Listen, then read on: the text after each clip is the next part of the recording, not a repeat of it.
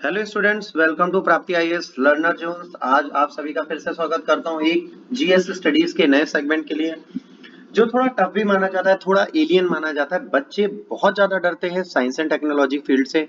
Real में बात करें, बड़ा फन है, बहुत आराम से आप पढ़ेंगे और आपको धीरे धीरे सब चीज याद हो जाएगी, ये गारंटी मैं देता हूँ।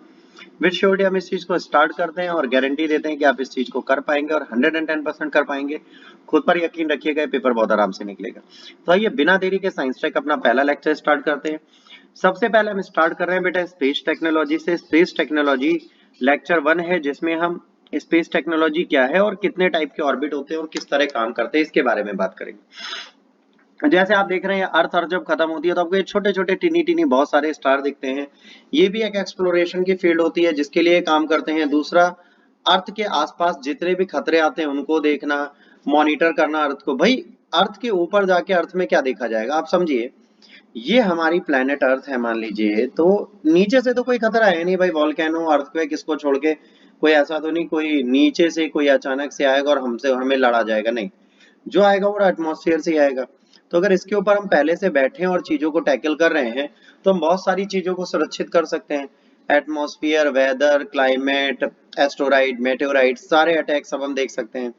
सोलर इरप्शन, कोई भी चीज जो होगी उन सब चीजों को हम प्रॉपर मैनर में टैकल कर सकते हैं अगर हम इसे ध्यान से देखें। तो स्पेस टेक्नोलॉजी होती क्या है? Space technology is a technology for use in travel और एक्टिविटीज बियॉन्ड अर्थ एटमॉस्फेयर। जो धरती का एक वातावरण है, उस वातावरण के ऊपर जाकर जो चीज की जाती है वो है ना। The purpose of as space flight और स्पेस एक्सप्लोरेशन।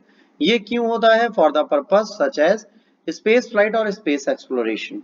ये क्या करते हैं? स्पेस फ्लाइट होती है, स्पेस को एक्सप्लोर करते हैं कि ऊपर और क्या है इसको देखना। अब देखिए, बहुत सारे सैटेलाइट्स की नेटिंग बनती है, तो ये कम्युनिकेशन सैटेलाइट्स के नेटवर्क्स हैं जो बनाए गए एक जाल जैसा लोअर अर्थ ऑर्बिट में, ये उसको दिखा रहा है।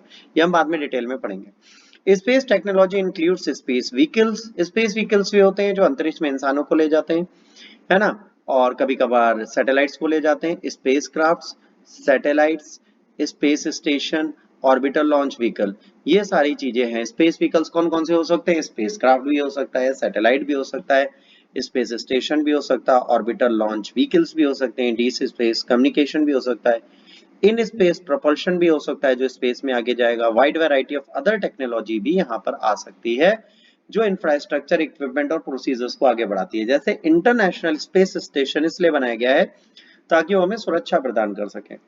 स्पेस एनवायरनमेंट बहुत सफिशिएंटली नोवेल एनवायरनमेंट है। अगर कोई बंदा नई टेक्नोलॉजी, नए टूल्स को देखना चाहता है तो भाई अर्थ पे तो लिमिट है, बट यूनिवर्स इज बियॉन्ड, तो वहां पर आप बहुत सारी नई टेक्नोलॉजी, नई एडवांसमेंट को लेके आ सकते हो।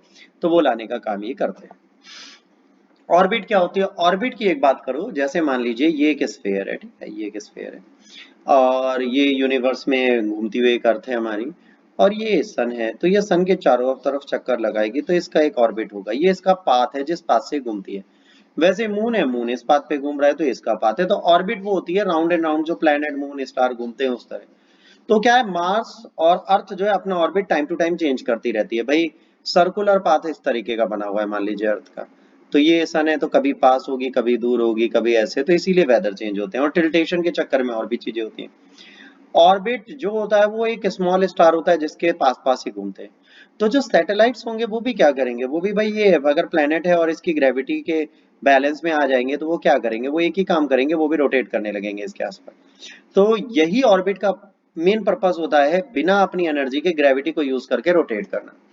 तो टाइप्स ऑफ ऑर्बिट में जियो स्टेशनरी ऑर्बिट आता है, लो अर्थ ऑर्बिट आता है, मीडियम अर्थ ऑर्बिट आता है, सन सिंक्रोनस ऑर्बिट आता है, जियो स्टेशनरी ट्रांसफर ऑर्बिट आता है, और जियो सिंक्रोनस ट्रांसफर ऑर्बिट भी आता है। वो सब चीजें हम बाद में पढ़ेंगे।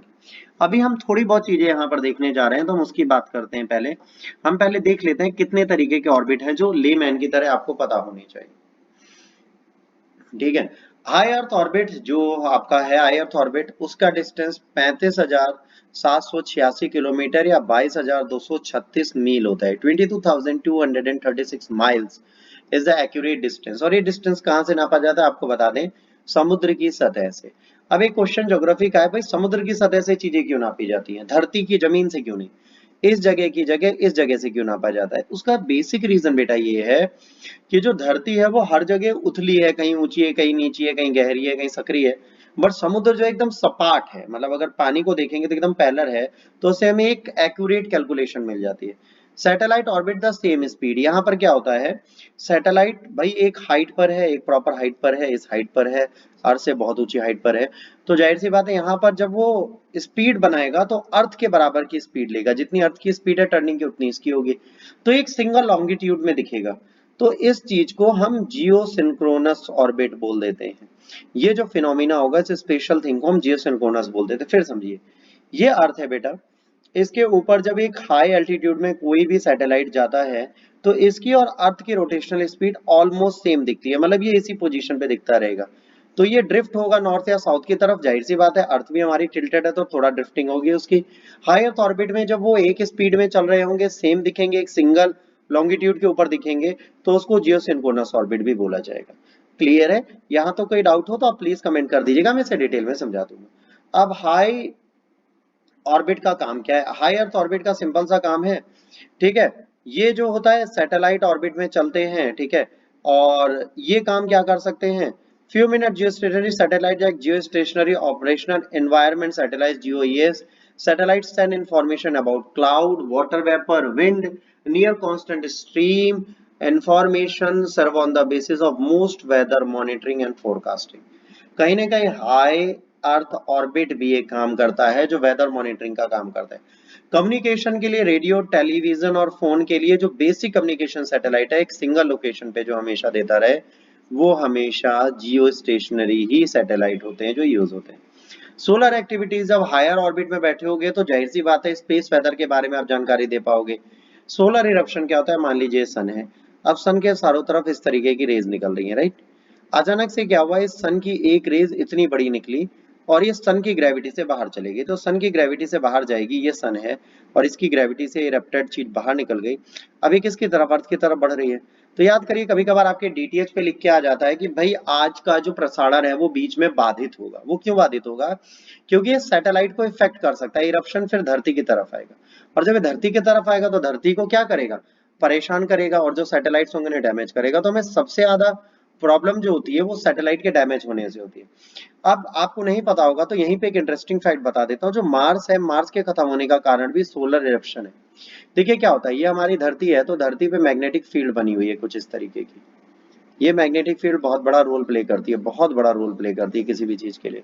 तो इस मैग्नेटिक फील्ड की एक बहुत बड़ी खास बात होती है, मैग्नेटिक फील्ड सबके लिए काम करती है और बहुत राइट डायरेक्शन में, बहुत प्रॉपर मैनर में काम करती है।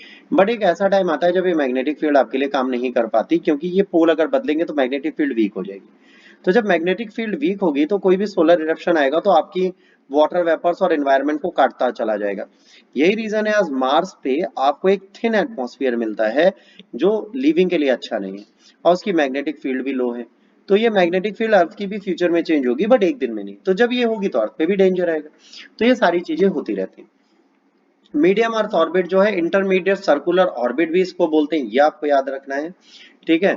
तो अब ये क्या है, यहाँ पर क्या होता है, closer the Earth satellite medium Earth orbit, अब यहाँ पर जितना पास आ जाएंगे उतनी तेज घूमेंगे, अब उनका रोटेशन साइकिल बढ़ जाएगा। अब यहाँ पर जितनी तेज होंगे उतना बढ़ेगा। Most commonly navigation, communication and space environment science के लिए यूज किया जाता है। जीपीएस सैटेलाइट जितने हैं वो मीडियम अर्थ ऑर्बिट में रहते हैं, 20,200 किलोमीटर के आसपास रहते हैं, और माइल्स में 12,550 माइल्स पे वो आपके ऑलरेडी सिचुएटेड हैं। जितने भी आपके जीपीएस रिलेटेड सैटेलाइट्स हैं वो सारे हैं। ऊपर क्या था, टेलीविजन, रेडियो एंड कम्युनिकेशन। यहाँ पर क्या है, कम्युनिकेशन एंड नेविगेशन दिया गया है। तो कम्युनिकेशन सैटेलाइट आपको लोअर अर्थ ऑर्बिट तक मिलेंगे, ये समझ लीजिए। तो ये आपको बेसिक समझ में है। यहाँ पर क्या हो रहा है, यहाँ पर आपको 20,000 से 19,000 के आसपास, और माइल्स में अगर देखेंगे तो 12,550 माइल्स के आसपास मिलता है। लो अर्थ ऑर्बिट की बात करेंगे, लो अर्थ ऑर्बिट जो होती है वो बेटा 1,000 किलोमीटर से नीचे होती है और 160 किलोमीटर से ऊपर होती है। अब जाहिर सी बात है, जो प्लेन है हमारे यहाँ वो 14,000 फीट मतलब 14 किलोमीटर के अंदर ही उड़ते हैं, उससे ऊपर नहीं जाते। तो प्लेन का तो भैया लोअर अर्थ ऑर्बिट तक जाने का पर्पज ही नहीं है। क्यों? अब ये जब टाइप्स ऑफ इंजन मैं आपको पढ़ाऊंगा इसमें तो आपको बताऊंगा कि जो जेट इंजन होते हैं वो ऑक्सीजन एटमॉस्फेयर से लेते हैं, और जो स्पेस शटल्स होते हैं, जो जो आपके रैम जेट, स्क्रैम जेट, ये सारे इंजन होते हैं, ये ऑक्सीडाइजर यूज करते हैं।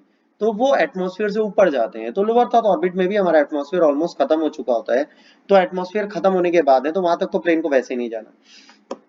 Unlike satellite, geostationary orbit must always orbiting along the Earth equator. Geostationary जो होता है बेटा वो ऑर्बिट कैसा होता है, ये अर्थ है, अर्थ का ये इक्वेटर है, मान लीजिए ये आपकी अर्थ है, ये इक्वेटर है, तो इसके आसपास जो सर्कल बनाएगा वो होगा जियोस्टेशनरी, है ना। लो अर्थ ऑर्बिट, ये याद रखना, जियोस्टेशनरी आपसे पूछा जाता है, जियोस्टेशनरी एक ही होगा, ये आपकी अर्थ है, अर्थ में जो इक्वेटर है, इक्वेटर के आसपास एक ऑर्बिट होगा वो जियोस्टेशनरी। बाकी जियोसिंक्रोनस ऑर्बिट ये भी हो सकता है, ये भी हो सकता है, ये भी हो सकता है, ये भी हो सकता है, ये इन डिटेल हम बाद में पढ़ेंगे, अभी हम एक रफ आइडिया ले रहे हैं ताकि आपको समझ में आ जाए।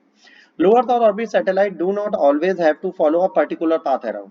Same way, their plane can be tilted. अब एक सिंपल सी चीज बताते हैं. This means there are more available routes for satellite in lower Earth orbit. भाई lower Earth orbit में बहुत सारे वेज बनाए जा सकते हैं, ठीक। अब देखिए, मान लीजिए मदर अर्थ है और यहाँ से हमने एक सैटेलाइट को इस तरह लॉन्च किया। अब ये क्या कर रहा है, ये यहाँ पे जब आएगा तो ग्रेविटी से स्पिनिंग बहुत फास्ट करेगा, फिर यहाँ पे धीरे धीरे स्लो होगा, फिर वापस आएगा, फिर यहाँ से स्पिनों से तेल मारा जाएगा, फिर स्लो करेगा। एक हाथ में बॉल पकड़ लीजिए, एक धागा बांध लीजिए, इसे रोटेट करिए। अब इसकी स्पिनिंग आप जितनी दूर करेंगे उतना स्लो होता जाएगा, और जितनी पास स्पिनिंग करेंगे उतनी तेज होगी, और जैसे इसे छोड़ेंगे ये स्पिनिंग स्लो होगी, पर फिर पास आएगी, फिर तेज होगी। ये कॉमन फिनोमिना है, क्योंकि ग्रेविटी लग रही है, ग्रेविटी एक फोर्स की तरह काम कर रही है जो आपके लिए काम कर रही है। तो ये कॉमनली यूज किया जाता है सबसे ज्यादा सैटेलाइट लॉन्च करने के लिए। फंक्शन सैटेलाइट इमेजिंग, भाई अगर आपको धरती के आसपास की इमेजिंग करनी है तो सैटेलाइट इमेजिंग के लिए सबसे अच्छा है, क्योंकि हाई रेजोल्यूशन इमेजेस आपको दे देगा। इंटरनेशनल स्पेस स्टेशन जो है लोअर अर्थ ऑर्बिट में बनाया गया है। अब आपके लिए क्वेश्चन है जिसका आंसर आप मुझे देंगे। ये क्वेश्चन ये है कि लोअर अर्थ ऑर्बिट जो है इसी में स्पेस स्टेशन क्यों बनाया गया है, rather than middle earth orbit या मीडियम अर्थ ऑर्बिट या हाई अर्थ ऑर्बिट में क्यों नहीं, एमई में क्यों नहीं बनाया गया और एचईओ में क्यों नहीं बनाया गया, लियो में ही क्यों बनाया गया, इसका आंसर आप मुझे देंगे। अगर नहीं देंगे तो कल की क्लास में मैं आपको इसको बता दूंगा।